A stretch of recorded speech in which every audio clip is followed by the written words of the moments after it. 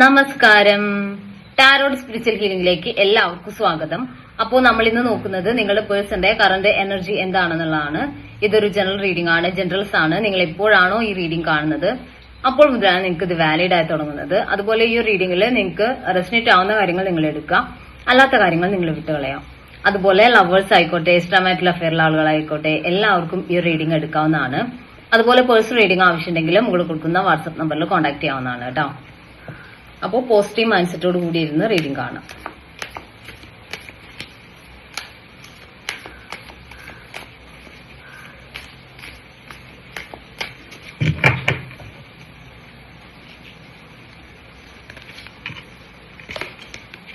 First card തന്നെ wheel of Fortune ആണ്. ഈ ഒരു റിലേഷൻഷിപ്പ് മുന്നോട്ട് നല്ല രീതിയിൽ വരും എന്നുള്ളതാണ്. അതായത് ഒരു കാർമിക് സിറ്റുവേഷൻ എന്തായി റിലേഷൻഷിപ്പിൽ ഒരു ഫ്യൂച്ചർ ഉണ്ടാവുന്നതായിട്ടാണ്. ഒരു നല്ലൊരു തുടക്കം അല്ലെങ്കിൽ നല്ലൊരു സ്റ്റാർട്ടിങ് ഈ റിലേഷനിൽ വരും എന്നുള്ളതാണ് കാണിക്കുന്നത് കേട്ടോ.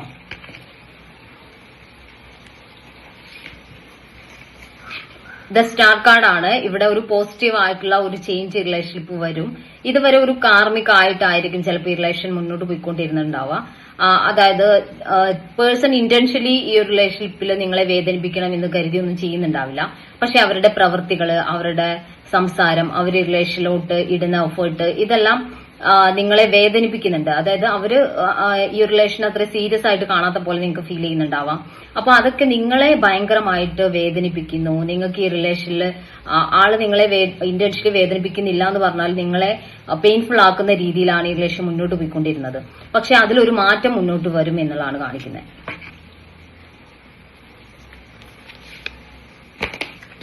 പേജ് ഓഫ് സോഴ്സ് എനർജിയാണ്. ഒരു ആക്ഷൻ നിങ്ങളുടെ പേഴ്സന്റെ ഭാഗത്തു നിന്നുണ്ടാവും. ഈ റിലേഷൻ അനുകൂലമായിട്ടുള്ള സിറ്റുവേഷൻ ക്രിയേറ്റ് ചെയ്യാൻ നിങ്ങളുടെ പേഴ്സൺ ശ്രമിക്കും എന്നുള്ളതാണ് കാണിക്കുന്നത്.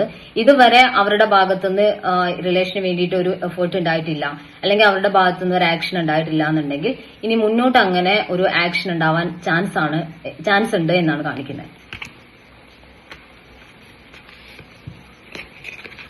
നയൻ ഓഫ് പെന്റിക്കിൾസ് എനർജിയാണ്. അവർ കൂടുതലായിട്ടും ഫിനാൻഷ്യലി സ്റ്റേബിൾ ആവാൻ വേണ്ടി നോക്കുക. ഫിനാൻഷ്യൽ കാര്യങ്ങൾക്ക് അവരുടെ ലൈഫിൽ എല്ലാത്തിനും കാട്ടി ഇമ്പോർട്ടൻസ് കൊടുക്കുക.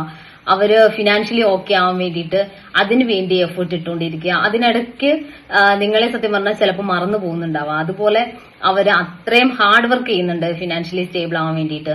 അതിനുവേണ്ടി അവർ എഫേർട്ട് ഇടുന്നുണ്ട്. പണത്തോട് ഒരു ആക്രാന്തമുള്ള പോലെ അവർ ബിഹേവ് ചെയ്യുന്നുണ്ട് എന്നാണ് കാണിക്കുന്നത്. അത്രയും അവരുടെ ഒരു ലക്ഷ്യം എന്ന് പറയുന്നത് അവർ ഫിനാൻഷ്യലി സ്റ്റേബിൾ ആവുക, അല്ലെങ്കിൽ ഫിനാൻഷ്യൽ നേട്ടങ്ങളിലോട്ടാണ് അവർ ഫോക്കസ് ചെയ്യുന്നത് എന്നുള്ളതാണ്. അതുകൊണ്ട് നിങ്ങളെ അവർ മനഃപൂർവ്വം അല്ലെങ്കിലും നിങ്ങളെ വേദനിപ്പിക്കുന്നുണ്ട് എന്ന് തന്നെയാണ് കാണിക്കുന്നത് കേട്ടോ. 5 ഓഫ് കപ്സ് എനർജിയാണ്. നിങ്ങൾ ആഗ്രഹിച്ച രീതിയിൽ അവർ നിങ്ങളെ സ്നേഹിക്കുന്നില്ല. അതായത് റിലേഷന്റെ തുടക്കത്തിൽ അവർ നിങ്ങൾ എത്രമാത്രം സ്നേഹിച്ചിരുന്നോ ആ രീതിയിൽ അവരുടെ ഭാഗത്തുനിന്ന് സ്നേഹമോ ബോണ്ടിങ്ങോ ഒന്നും നിങ്ങൾക്ക് കിട്ടുന്നില്ല എന്നുള്ളതാണ് കാണിക്കുന്നത്. അപ്പൊ അത് നിങ്ങളെ വേദനിപ്പിക്കുന്നു, അല്ലെങ്കിൽ നിങ്ങൾക്ക് അത് ഭയങ്കര പെയിൻ തരുന്നു എന്നുള്ളതാണ് കാണിക്കുന്നത്. നിങ്ങൾ നിങ്ങളുടെ ലൈഫിൽ എല്ലാം നഷ്ടപ്പെട്ട ഒരു ഫീലിംഗ്സിലാണ് റിലേഷൻ മുന്നോട്ട് പോയിക്കൊണ്ടിരിക്കുന്നത്.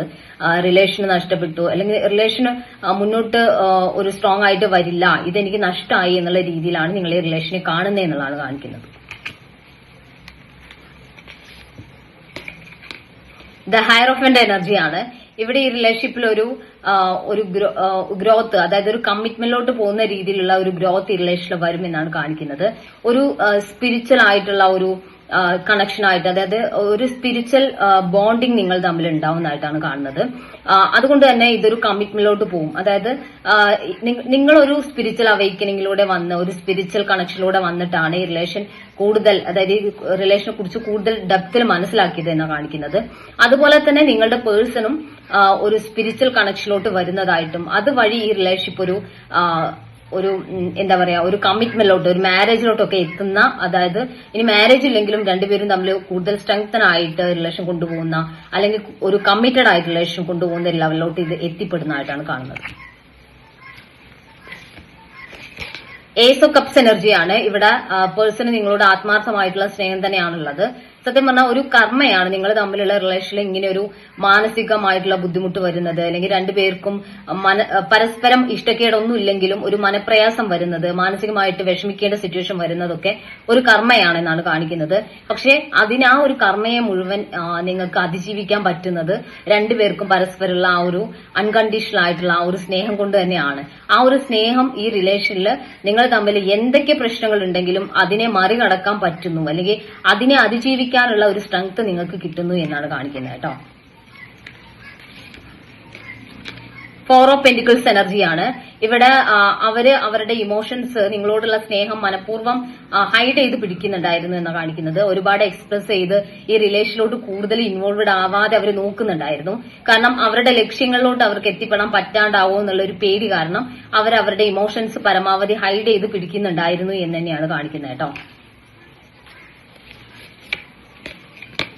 10 ഓഫ് വാൺസ് എനർജിയാണ്. അവർക്ക് ഒരുപാട് ഉത്തരവാദിത്തങ്ങളും അവരുടെ ഫാമിലിയുടെ കാര്യമായിക്കോട്ടെ, അങ്ങനെ അവരുടെ മുകളിൽ ഒരുപാട് ബാധ്യതകൾ ഉണ്ടായിരുന്നു എന്ന് കാണിക്കുന്നത്.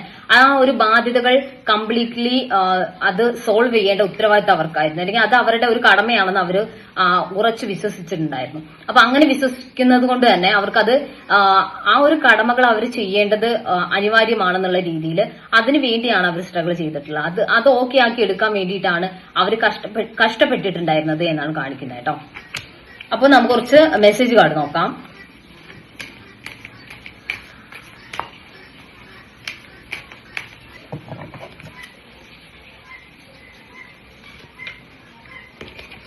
ഫസ്റ്റ് കാർഡ് കാണിക്കുന്നത് ചേസർ എനർജിയാണ്. നിങ്ങളുടെ പേഴ്സൺ ഒരു ചേസിങ് എനർജിയിലോട്ട് വന്നതായിട്ടാണ് കാണുന്നത്. അവര് ഈ റിലേഷനിൽ നിങ്ങളെ ചേസ് ചെയ്യാൻ വേണ്ടിയിട്ട് സ്റ്റാർട്ട് ചെയ്തിട്ടുണ്ട് എന്നാണ് കാണിക്കുന്നത് കേട്ടോ. ഈഗോ എന്ന് കാണിക്കുന്നുണ്ട്. നിങ്ങളുടെ പേഴ്സണ് കുറച്ച് ഈഗോയിസ്റ്റിക് ആണ്. ചില സമയത്ത് നിങ്ങളുടെ ഭാഗത്തുനിന്ന് ഈ റിലേഷന് വേണ്ടി എഫേർട്ട് ഇല്ലാണ്ടാവുമ്പോൾ അവരും നിങ്ങൾക്ക് മെസ്സേജ് ചെയ്യാതിരിക്കുന്നുണ്ടാവാം, നിങ്ങളെ മെയിൻ ചെയ്യാതിരിക്കുന്നുണ്ടാവാം. ആ രീതിയിലാണ് കാണിക്കുന്നത് കേട്ടോ. ഹോൾഡിംഗ് ബാക്ക് എന്ന് കാണിക്കുന്നുണ്ട്. അവര് നിങ്ങളോടുള്ള അവരുടെ ഇമോഷൻസ് ഹൈഡ് ചെയ്ത് വെച്ചിട്ടുണ്ടായിരുന്നു, അല്ലെങ്കിൽ ഹൈഡ് ചെയ്ത് നിൽക്കാറുണ്ടായിരുന്നു എന്നാണ് കാണിക്കുന്നത്. അവർ ആ ഒരു സ്നേഹവും കണക്ഷനും ഒന്നും എക്സ്പ്രസ് ചെയ്യാറില്ലായിരുന്നു എന്നാണ് കാണിക്കുന്നത് കേട്ടോ.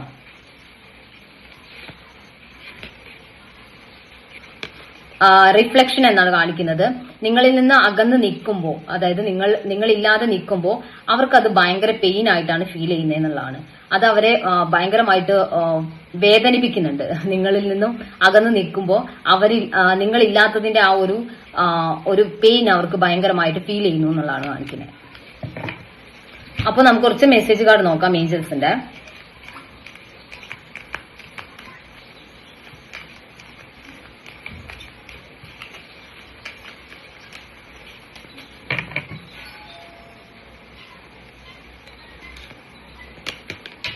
വെയിറ്റ് എന്നാണ് കാണിക്കുന്നത്. നിങ്ങൾ ഈ റിലേഷൻഷിപ്പിൽ തൽക്കാലത്തേക്ക് വെയിറ്റ് ചെയ്യണം. നിങ്ങളുടെ പേഴ്സൺ തിരിച്ചു വരും, അതുവരെ നിങ്ങൾ അവർക്ക് വേണ്ടിയിട്ട് വെയിറ്റ് ചെയ്യാന്നുള്ളതാണ് കാണിക്കുന്നത് കേട്ടോ. റിക്കവറി എന്നാണ് കാണിക്കുന്നത്. നിങ്ങൾക്ക് ഈ റിലേഷൻ തിരിച്ചു പിടിക്കാൻ വേണ്ടി പറ്റും. ഈ റിലേഷൻഷിപ്പിലോട്ട് നിങ്ങളുടെ പേഴ്സൺ തിരിച്ചു വരികയും ആ പഴയ ഒരു ബോണ്ടിങ്ങും സ്നേഹവും ഒക്കെ നിങ്ങൾക്ക് തിരിച്ചു കിട്ടുകയും ചെയ്യും എന്നാണ് കാണിക്കുന്നത്.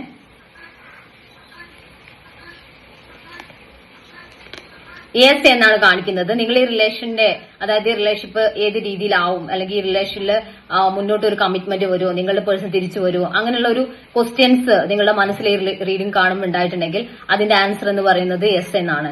ഈ റിലേഷൻ ഒരു കമ്മിറ്റ്മെന്റിലോട്ടും റീയൂണിയനിലോട്ടും ഒക്കെ വരും എന്നാണ് കാണിക്കുന്നത് കേട്ടോ. അപ്പൊ നമുക്ക് കുറച്ച് ക്ലൂസ് കൂടി നോക്കാം.